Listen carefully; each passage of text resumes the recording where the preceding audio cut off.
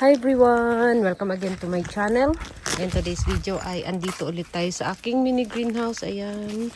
So, isasara ko na to kasi maya-maya wala nang init dito. Para yung konting init ay matira pa, hindi na siya sumingaw. So, mayroon akong ipakita sa inyo. Tadan! Napakabigat guys. Ayan. Lutuin ko mamayang gabi.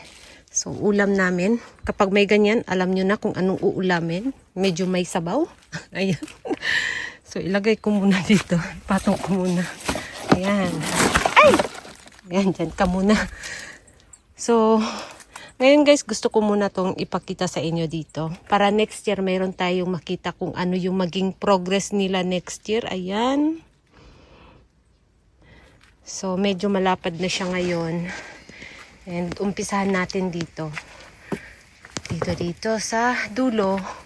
So, dito ko nilagay yung mga succulents na pataas yung tubo. Katulad nito. Ayan. Ito siya galing doon sa dulo. Diyan siya galing. So, tinransfer ko siya dito. Ayan. Dalawa sila guys. Ayan. Nandito yung isa. Tapos yung fried ives ko na na-damage nung summer. Ayan. Ganito na yung hitsura niya ngayon. Wala na siyang mga dahon-dahon sa baba. So, lumiit yung kanyang rosette. Ayan. Paliit siya ng paliit. So, sana next year ay gumanda naman siya. Hindi na siya magkaroon ng mga mushy leaves. Ayan. Yung ating fried ives. Tapos, meron ako ditong, ito dati isang puno lang to. Nilagay ko dito. Ngayon, marami na siya guys. Oh, ayan oh. Madami na siya. So, kapag humaba yung stem niya, katulad nito, mayroon akong pinutol dito. Ayan o. So, tinutusok ko lang din dito yung pinutol ko. Kaya, ayan, ang daming mga ganyan, di ba? Ayan. Tapos, may baby dito. Ayan o, may baby dito. Ayan, yung pula, baby niya. Tapos, ito, baby niya. Yung mga pinagputulan ko na katulad nito, maglalabas siya ng bagong baby. Katulad dito, ayan o. Napakaliit pa guys, hindi pa siya makita. Pero, mayroon ng palabas. So, ayan, ang bilis lang niyang paramihin. Putol ka lang, and then tusok mo dyan. Ayan. Tapos, meron ako ditong mira. So, ito, dati na talaga siya dito. Ito, pwede nga pala siyang i-propagate sa dahon ito. Kapag, ano kayo, matyaga kayong mag-antay na i-propagate siya sa dahon, pwede siya sa dahon. Tapos, meron ako ditong mira. Ito, dati na talaga siyang nandito. So, hindi ko na siya ginalaw. Yan, mayroon siyang palabas na bulaklak. And then, ito rin, hindi ko na rin siya ginalaw. Itong titubans ko. So, nung binungkal ko to, may mga dahon na natanggal. Katulad nito, ayan. Ito, mayroon na siyang baby. Ito ay baby lang din sa dahon na natanggal. Ayan. Katulad nito guys, so, ayan oh. Yan, mayroon na siyang palabas. Yan, yung pink sa dulo. Yan, magiging baby na yan. So, tinutusok ko lang din dyan, yung mga natanggal na dahon. Yan, si Tito Vance. Ano yung rosette niya on? Dalawa. So, sana magkaroon siya ng mga baby dyan sa stem. So, nandyan yung mga Douglas Hunt ko. Yan. So, itong Douglas Hunt na to, mabilis lang din tong dumami guys. Kasi masipag tong magbigay ng baby system guys. Tapos, mayroon ako ditong nilagay na sabrim at ronyoni eye. So, dati, ang makapal dito banda ay mga ganito, mga pink frill. So, yung pink frill ko ay binawasan ko at pinalitan ko ng sabrim. Ayan. Malaki na siya. Ganyan. Ganyan siya kalaki guys.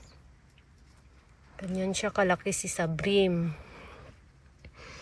Tapos dito, nag-cluster na to, kaya lang marami siyang mga stem rot. So, ayan na yung resulta niya. So, hindi ko na siya tinanggal. Nandito na rin siya dati pa. Ayan, si Davy. Ito rin Davy din to. Tapos, meron ako ditong nilagay na Cupid. Yan, magkamukha sila ni Davy, pero yung dahon, forma ng dahon niya guys ay magkaiba. So, si Davy ay malapad yung dahon niya. Ito naman, si Cupid, tingnan ninyo yung dulo, ayan. Yung dulo ng dahon niya sa gilid. Ayan. Yan yung hitsura ni Cupid. Mahaba yung dahon ni Cupid. Ayan. Tapos ito si Rose Gilva. Ganito talaga yung ano niya guys. Oh, hitsura niya. Tingnan niyo yung pinakagitna. Oh. Ayan. Diba? Pumapangit yung hitsura niya. So, 4 sila dito. Ang 2 tinanggal ko. Ito na lang yung tinira ko. Tapos ito rin. Ayan. Ito silang 2 yung tinira ko. And, naglagay din ako dito ng eto. May palabas siya ng bulaklak oh. Ito yung naipropagate ko sa dahon. So, naglagay ako dito ng isa para makita ko kung ano yung hitsura niya kapag nandito siya. Naglagay ako ng mga Red King Ebony sa iba-ibang lugar. Mayroong sapat, mayroong dun sa kabila na direct din sa ground. Tapos mayroon din dito. Ayan. So, ito hindi ko alam ang pangalan nito. Pero maganda siya oh. Diba? Maganda yung hitsura niya. Ay, kinain siya ng ano. Nabutas yung dahon niya. May kumain sa kanya. Tapos ito si Pink Berry. Ayan, si Pink Berry na hindi siya nagpipink. Pero marami siyang mga bagong baby. Ito, mga bagong baby. Ayan, sa baba, mga bagong baby. Tapos, yung taas niya ay kumakapal din siya. Ayan, oh. May mga nag-split yung ano niya sa taas. Ayan. Nagiging 2 yung rosette niya. Tapos meron tayo dyang Peach Boy, ayan. Si Robra. At itong pula ay si Aurora. Meron din akong Aurora nilalagay dito. Ito. Ayan. Aurora din to. Ang ganda ng kulay, 'di ba? Gusto kong pakapalin tong aking Aurora. Ayan. Tapos meron ako ditong Moonstone. Ito siya 3 to. Ayan, mayroon dito 2. Nandun sa dulo ang isa. Ayan. So, pinaglayo ko sila. Ayan, yung aking Moonstone. Ito, ewan kung sino to. Ayan. Maganda yung dahon niya, guys. Para siyang si Elegance, pero hindi siya si Elegance kasi makapal yung dahon niya. So, tingnan natin. Medyo palakihin natin ng konti para makita natin kung sino siya. And then, si Dix Pink, ayan. 2 yung Dix Pink ko. Yung isa nasa bahay, tapos yung isa andito, ayan. So, nakatanim siya dati sa pot. Nilagay ko siya dyan para mas mabilis siyang lumaki. Yan yung aking Dix Pink. So, sa ngayon, hindi pa naman siya nagkaroon ng frostbite sa dulo. Kasi, itong ganito na succulents is medyo maselan sa winter. So, ngayon, hindi pa naman. Ayan, oh. Yung dulo ng dahon niya ay okay pa naman. Ito, nandito na talaga to siya. At paliit siya ng paliit. Ayan. Hindi katulad nung summer na napakalaki niya guys hanggang dito. Sobrang laki niya. Ngayon, paliit siya ng paliit. So, mayroon din ako ditong nilagay na party dress. Ayan. Ito yung nai-propagate ko na party dress. Ang nanay nito ay wala na. Nag-goodbye na siya. So, ito ay propagation ko na lang sa dahon. At ito ay dati na rin siya dito. Si Raindrops. Ayan. Maganda yung mga bump sa dahon niya. Oh. Ayan, diba? May 3 bump. Oh. So, gumaganda na yung bump ng dahon niya. Tapos, ito, dati na rin siya dito. Si Apus. 2 sila. Ayan, Apus din to.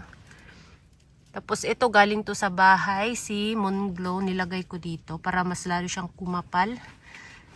Ayan.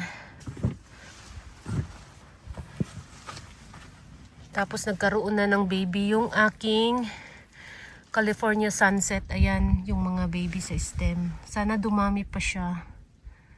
Ayan. Gusto ko siyang pakapalin, guys. Tapos yung Leticia. Ayan na lang yung natira na Leticia ko. Ayan. And then, naglagay din ako dito ng eto, si Madiba. Ayan. Naglagay ako dito ng Madiba. Tapos, Ito mga dahon to na nilagay ko lang dito. Ayan, tumubo na siya. So, ewan kung sino to. Hindi ko alam kung kaninong dahon to. Basta may nanlagas na dahon or may nasagi akong dahon, dito ko lang din nilalagay para tumubo lang din siya ng kusa. So, may mga dahon dito na katulad neto. Ito, ayan, tumutubo na lang ng kusa. So, ito si Tito Bans variegated. Growing from leaf. Ayan, nagkaroon siya ng variegation, di ba? Ayan, may green siya. Tabunan natin. Ayan, oh. Ito din, growing from leaf din to na variegated Tito Bans. Pero wala siyang variegation. Ayan. Tapos, meron dito si Ellen. Ayan, si Ellen ko. And, ito si Monroe. Tinransfer ko siya dito banda sa likod. So, dati nandito siya banda. Ayan, dito siya banda. Nilagay ko siya dito. Ayan si Monroe. Tapos, ito ay Frolifica na hindi pa masyadong makapal at hindi pa siya nagpipink. So, mas pink yung nasa bahay na nakatanim sa pot na Prolifica kaysa ito. Ayan, si Frolifica. Ito, hindi ko alam kung anong pangalan niya. Mayroon tong pangalan nung nabili ko. Ewan ko kung saan ko na nalagay yung pangalan nito. Ayan. Pero maganda yung dahon niya, guys. At meron na rin siyang mga babies. Ayan, sa stem. Tapos, ang ating Robra. Ayan, meron na yung baby. Ayan yung baby niya. Si Robra. Tapos, eto si Snow Bunny, na dati na rin siya dito. Dalawa sila. Ayan, nandito yung isa. Dito siya nakalagay. And ito mga dahon to. Sa flower stalk niya na nilagay ko lang din dyan. Ayan, tumubo na, diba? Baby ni Snow Bunny. And meron ulit tayong si Peach Boy. Ayan. Tapos naglagay ako dyan sa likodan ng ayan, si Lovely Rose. Tapos yung pinakalikod sa dulo ay si Allegra. Baby ni Allegra. Ayan, si Lovely Rose. Mga propagation from leaf. And eto naman si Marcos. Na hindi pa siya masyadong orange. Ang kulay nito, guys, ay nag-o-orange siya. Maganda yung kulay nito. Kaya lang hindi pa siya masyadong orange ngayon. Yan, maganda yung hitsura niya kapag nasikatan ng araw, 'di ba? So, mas lalo pa siyang mag-o-orange kapag sobrang stress na. So, dahil maganda siguro yung lupa dyan at fresh, kaya ganyan, hindi pa siya masyadong makulay. Tapos, eto naman si Jelly Beans. Ayan yung aking Jelly Beans. Dinagdagan ko lang siya ng lupa sa ibabaw. Hindi ko na siya kinatings or tinanggal dyan. Nandito na talaga siya dati nung nag-umpisa akong magtanim dito banda. So, dito na talaga yung space niya at tinabunan ko lang ng lupa para matabunan lang yung ugat niya. Ayan. Meron na siyang mga baby. Ayan, oh. Ayan. Ito, malaki na, oh. Ito rin. Nakakonek pa rin yan sa stem, guys. Ayan. Meron na siyang mga baby dyan sa stem. Tapos ito, nakatanim siya sa pot. Dinala ko dito sa, mini greenhouse. Kasi yung dati na Adolphi dito na doon banda nakatanim, katabi ni California Sunset. Diyan dati yung isang Adolphi ko. So, namatay siya. So, pinalitan ko na lang netong nakatanim sa pot. Dito ko siya nilagay. Kasi may mga baby siya para mas mabilis siyang lumaki. Ayan, oh. Tapos ito rin, mga baby bago. Ayan. Yung pinagputulan ko, nagkaroon ng mga babies. Ayan. Para next year, makita natin kung ano yung magiging progress nila dito. Ayan. Nandito yung aking Merinay. Ayan. Pinasok ko dito sa loob para hindi siya magkaroon ng frostbite. Tapos, nandito yung aking si Ruby Necklace. Ayan.